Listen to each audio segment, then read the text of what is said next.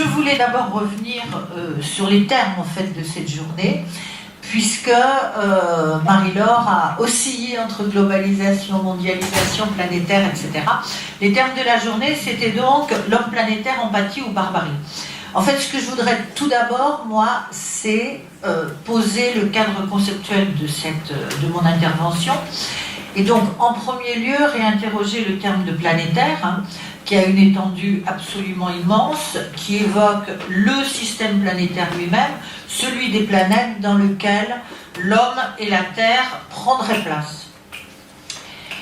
Pour moi, c'est dire qu'évoquer l'homme planétaire inscrit déjà une conception, une vision des rapports et des positions occupées. Et à mon avis, c'est cette vision et cette conception donc qui doit être analysée en préalable. Donc à planétaire, je préférerais global, et je fais une nette différence entre les deux, je m'en expliquerai, puisque l'analyse de la globalisation que je propose est en effet beaucoup plus modeste que l'idée planétaire elle-même. Et à planétarisation, je substituerai donc globalisation.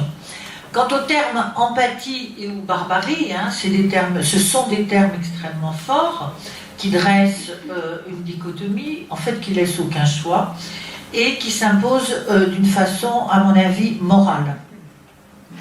Donc la barbarie a été, et continue à être toujours invoquée pour sanctifier une attitude qui lui serait diamétralement opposée, et en faisant quelques associations, hein, on se rappelle en particulier Socialisme et barbarie dans les années 50-60, la revue marxiste, qui opposait l'idéal révolutionnaire donc au totalitarisme stalinien. Et si on se remet dans notre époque actuelle, le terme de barbarie est beaucoup plus associé à l'islam, à l'islamisme, au djihadisme et à l'ensemble des meurtres au couteau ou par décapitation ou lapidation. C'est donc dire que le terme barbarie est toujours situé dans des moments idéologiques et politiques, et qu'il désigne toujours pour l'acteur un pôle de répulsion absolue qui est lui-même produit par l'actualité sociale.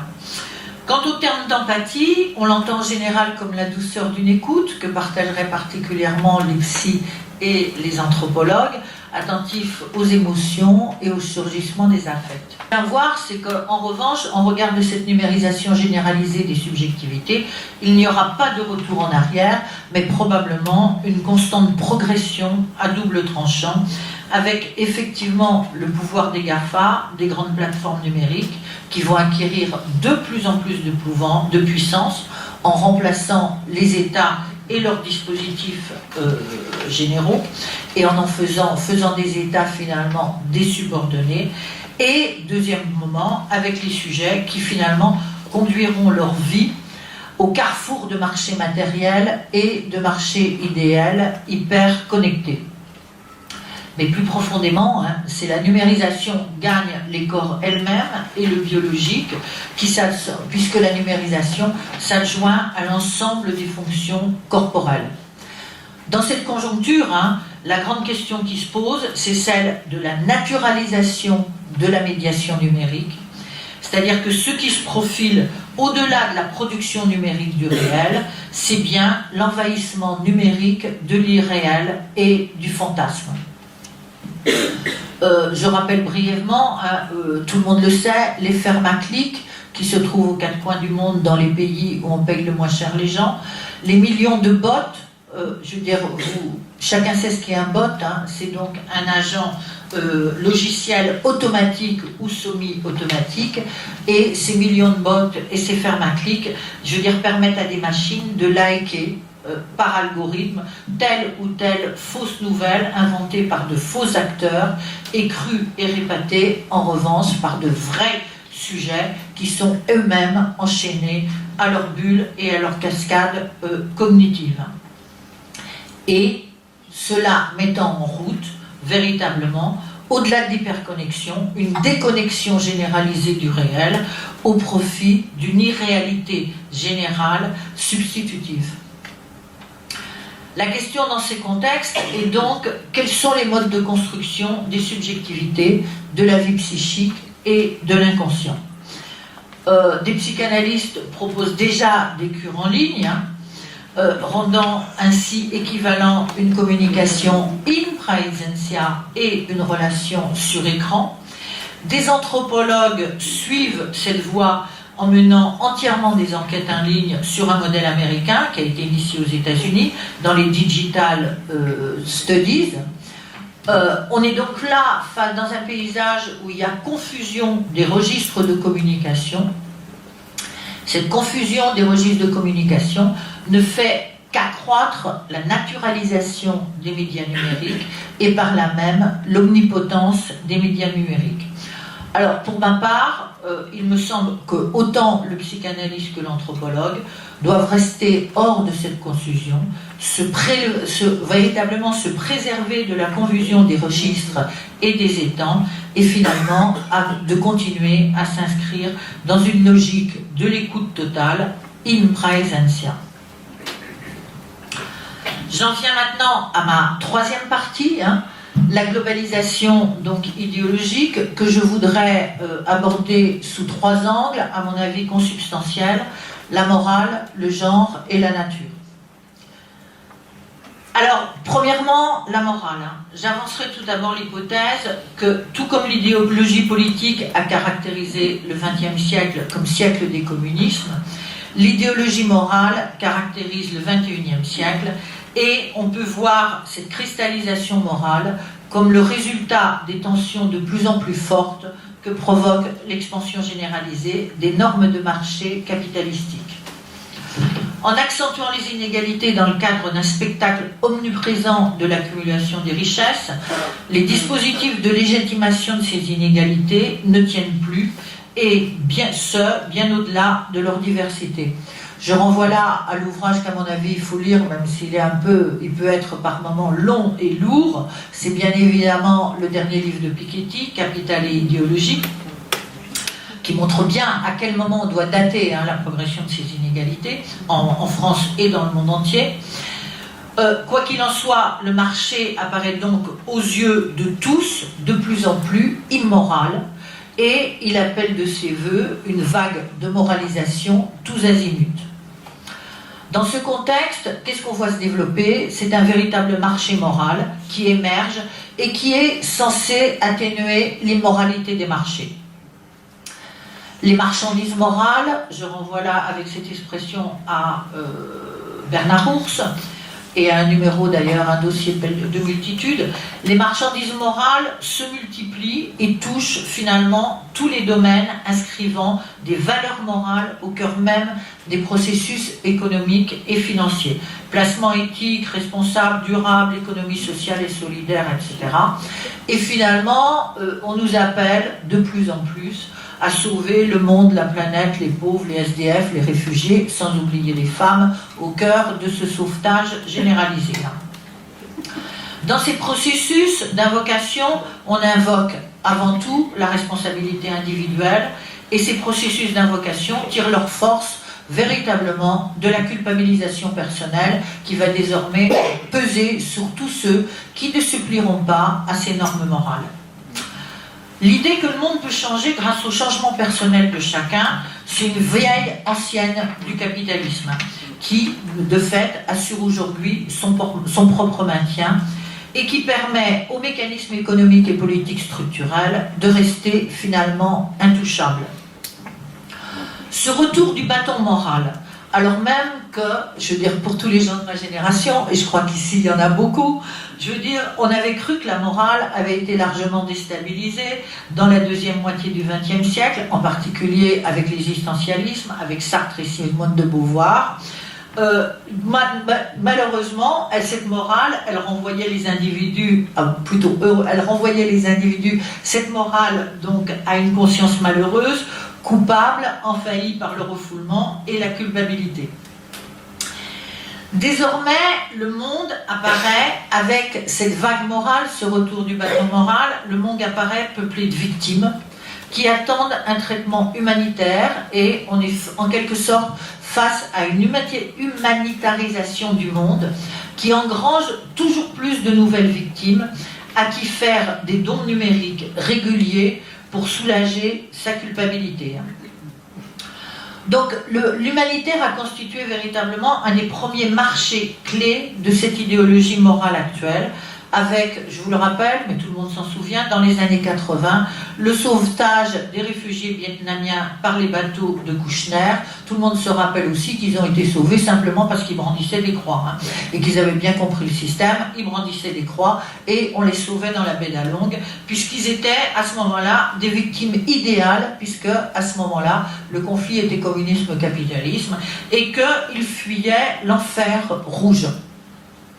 Aujourd'hui, c'est les femmes qui sont placées en tête de cette idéologie morale, et j'en viens donc à mon deuxième volet, le genre, parfaitement d'accord avec l'actualité, puisque, je veux dire, comme vous le savez, il y a cette manifestation contre les violences sexuelles qui doit rivaliser avec la manifestation des Gilets jaunes, ne pas être confondue, puisque le 23 novembre dernier, donc 2018, il y avait les deux manifestations et les médias ont été centrés sur les Gilets jaunes, c'est-à-dire sur une manifestation contre les violences, contre les inégalités économiques faisant violence aux subjectivités. Donc aujourd'hui, il s'agit de renverser la balance et qu'effectivement les médias reconnaissent les femmes comme les principales victimes des violences les plus certaines, qui seraient donc des violences sexuelles. J'espère que tout le monde comprend l'ironie de mon propos, hein. Bon, d'accord. Ok, alors, le genre, donc deuxièmement le genre, les femmes sont les grandes héroïnes du XXIe siècle, hein, et pas réellement sur un mode qui peut les satisfaire comme individus. Reprenons le scénario actuel, dans lequel, là, les sexualités sont devenues des éléments centraux de décryptage du monde social, refoulant finalement les rapports sociaux et les rapports économiques de domination, le travail aux marges. LGBTQI, etc. Et, je veux dire, a permis de fracturer la dualité sexuelle homme-femme.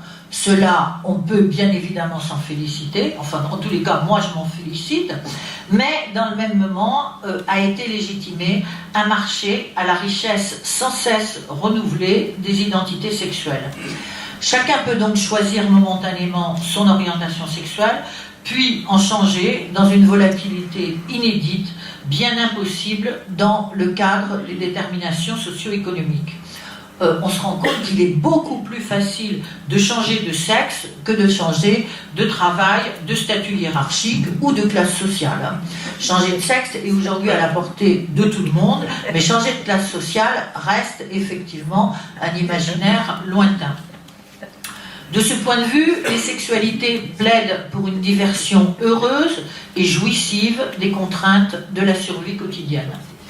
L'intersectionnalité, genre, race, classe, importée des USA, a achevé de faire triompher une vision de la société comme régie par des seules relations interpersonnelles, soit en sciences sociales ce qu'on appelle le modèle américain de l'interactionnisme. Discrimination et production de victimes sont désormais, autant pour les politiques publiques que pour les chercheurs, les clés de relecture des dynamiques sociales. De cette rupture cognitive pour les acteurs, épistémologique pour les chercheurs, il faut retenir deux conséquences tendanciellement contradictoires. Première conséquence, la libéralisation des sexualités et la dénonciation des stigmates qui portent sur des groupes de population marqués par un trait distinctif et sans aucun doute à saluer comme un événement positif, puisque les individus ont acquis une liberté inestimable de choisir leur vie sexuelle dans un grand nombre de pays, avec le mariage pour tous, les facilitations dans l'accès à la PMA, les reconnaissances de filiation sociale, hors biologie, etc. Et là, on est face à des progrès importants contre lesquels ne se dressent que quelques fanatiques chrétiens accompagnés d'une poignée de psychanalystes réactionnaires, adeptes de la litanie du père et de la mère subordonnée. Néanmoins, dans d'autres régions du monde, Amérique latine et pays où l'islam est religion d'État, ces nouveaux modèles de vie restent fortement contestés, condamnant à la prison et à la mort les déviants. Je vous rappelle qu'en Amérique latine, l'interdiction de l'avortement par l'alliance Église-État continue à enfermer les femmes dans un maternalisme redoutable qui nourrit par ailleurs les politiques publiques.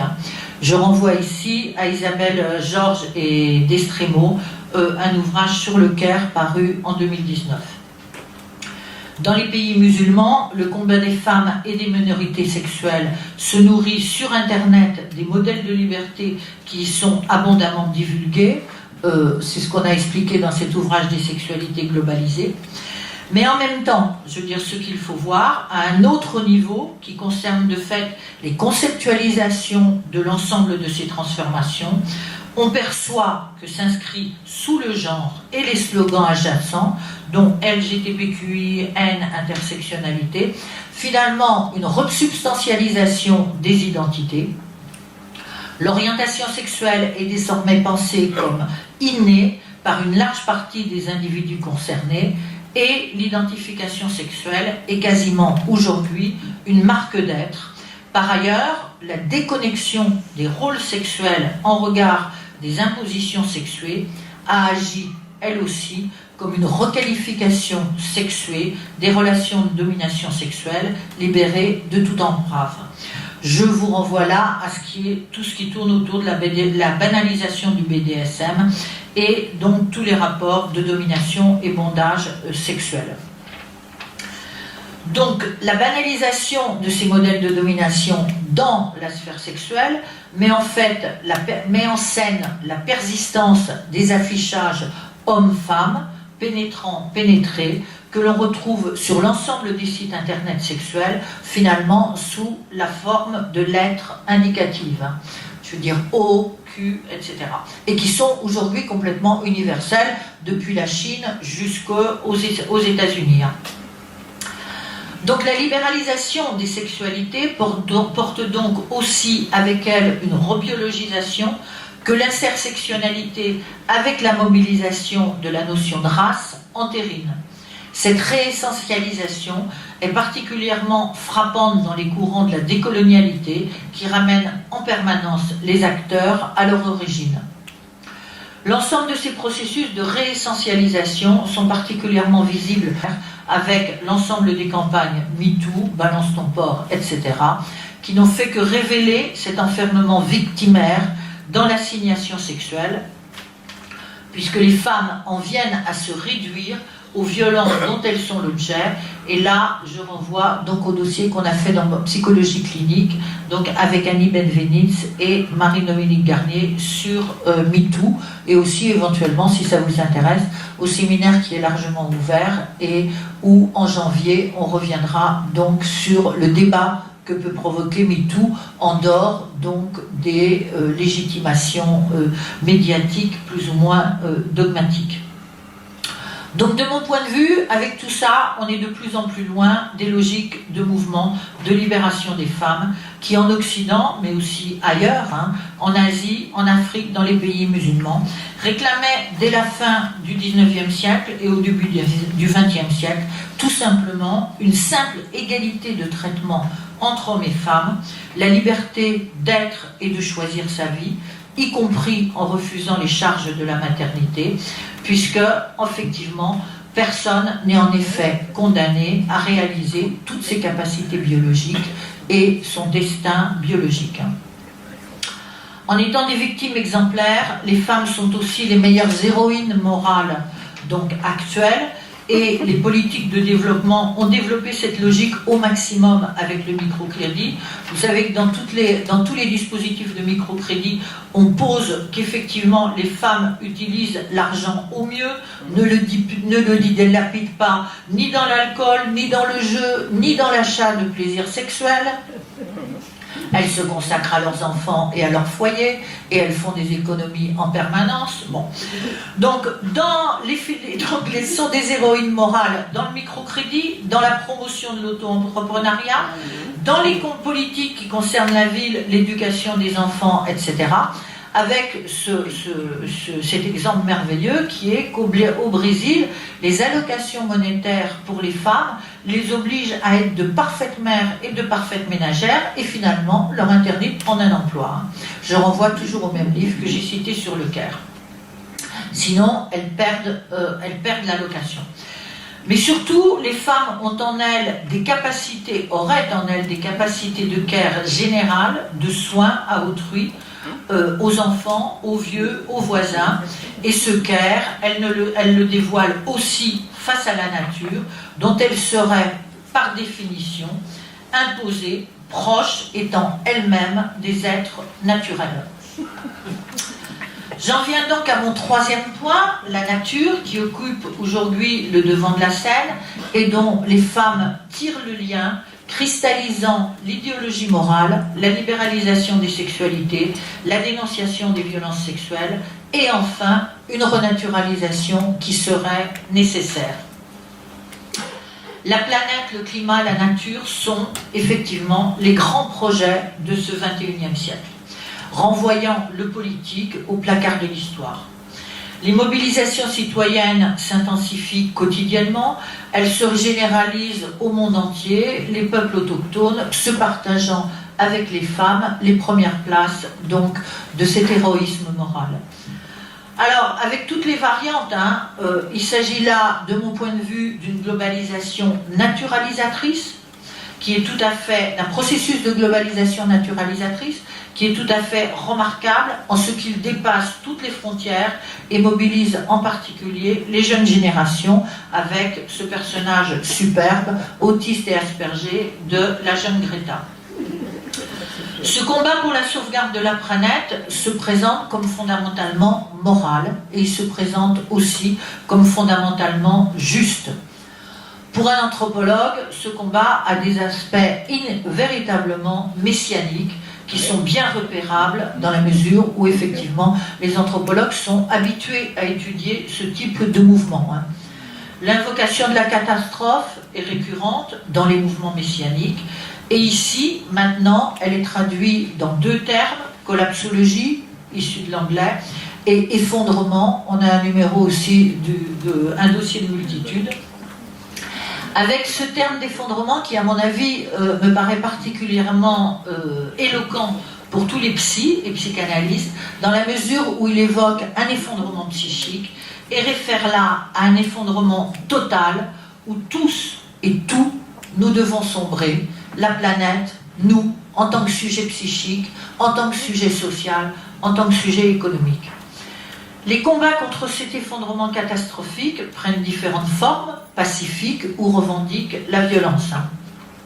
Je vous rappelle que l'écoterrorisme se développe de plus en plus, que l'action directe au nom de l'écologie se veulent aussi des armes justes dans leurs fins et dans leurs moyens.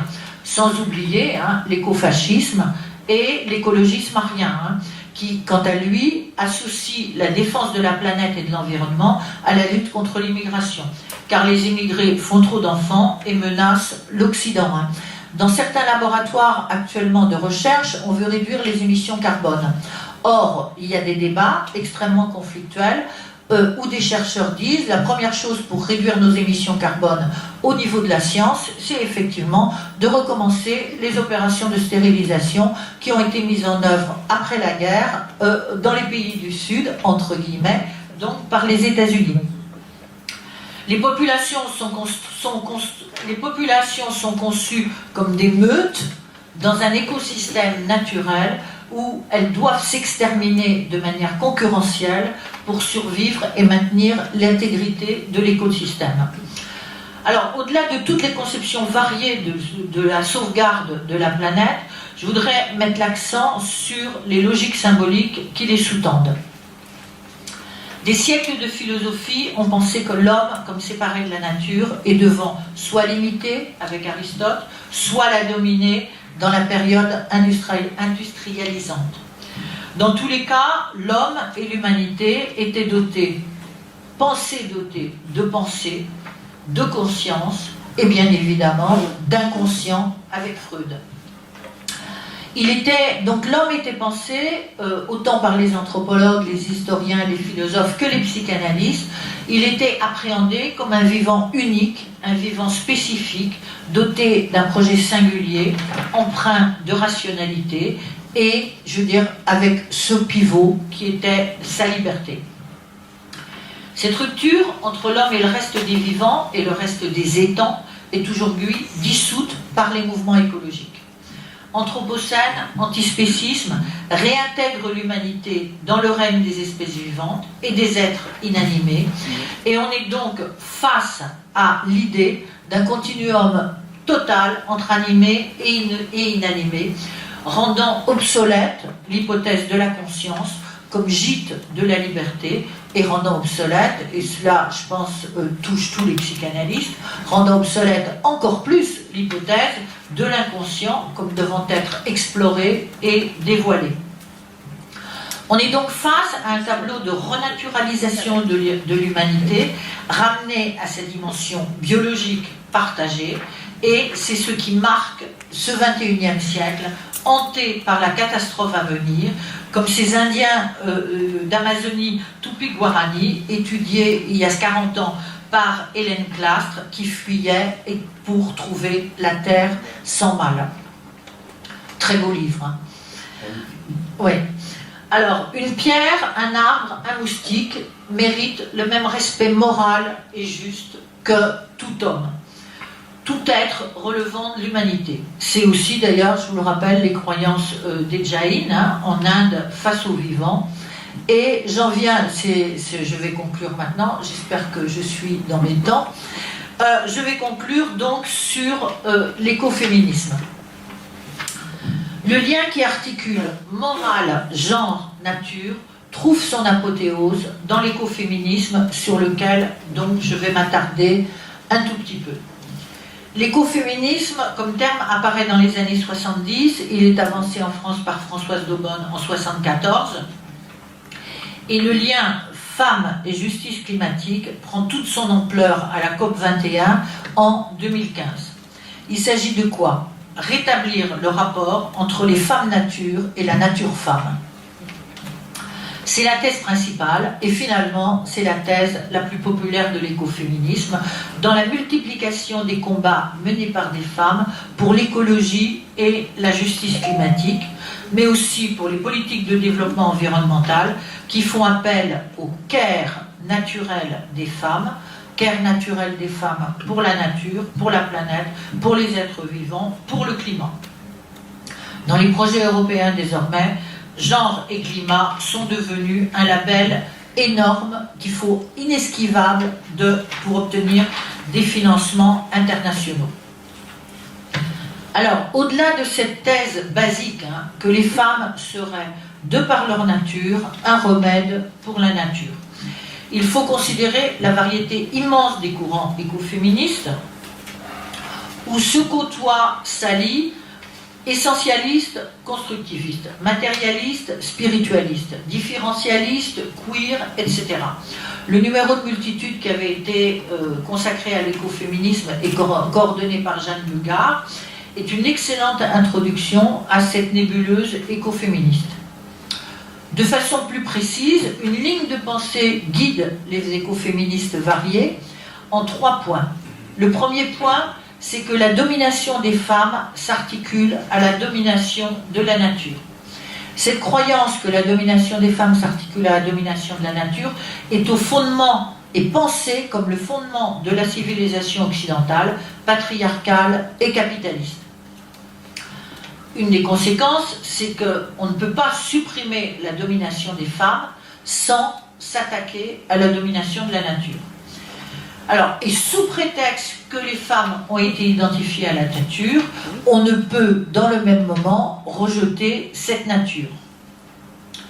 À partir de là, on a des courants écoféministes qui durcissent la collusion femme-nature et qui finalement vont prôner un écomaternalisme, un écoféminisme spiritualiste ou un féminisme de la nature. Ces courants peuvent être considérés comme conservateurs, comme essentialistes et comme naturalistes et naturalisants pour les femmes. D'autres courants, avec Starbuck en particulier, mettent en avance les pouvoirs du dedans avec ce modèle donc de la sorcière, des sorcières qui aujourd'hui feraient des femmes les principales combattantes du XXIe siècle. En Indonésie, on a une foule de luttes qui, par exemple, je pense à Kendeng, étudié par une de mes doctorantes, contre des usines qui vont invoquer la terre-mère, où les femmes vont se mettre dans des performances théâtrales pour lutter par exemple contre une usine de ciment en mettant leurs pieds dans du ciment, etc. D'une manière générale, on observe énormément de micro-luttes et de mouvements non violents qui refusent l'affrontement avec l'État et entendent revaloriser la reproduction pour agir en faveur de la justice environnementale. Néanmoins, et je terminerai là-dessus, l'énorme mobilisation pour la planète. Dans l'énorme mobilisation pour la planète, finalement, on entend peu les écoféministes qui restent tendanciellement en marge. Alors, on peut faire l'hypothèse, que le féminisme, dans sa version politique comme naturalisante, et c'est-à-dire éco, a été en quelque sorte avalé par le climat et par l'invocation du respect de tous les êtres animés et inanimés. In fine, les droits des femmes disparaissent derrière les droits des rivières, les droits des insectes, les droits des plantes, les droits des arbres, les droits des animaux, etc. Finalement, on peut dire que les droits des femmes, même avec cette nouvelle vague écoféministe, retombent comme un combat du XXe siècle et non comme un combat du XXIe siècle. Reste que la figure de la femme nature victime constitue aujourd'hui le paradigme de la période présente et qu'en articulant ces trois termes, femme, nature, victime, on a là effectivement toute l'idéologie du XXIe siècle qui se place sous l'aune de la bienveillance de la morale. J'ai terminé.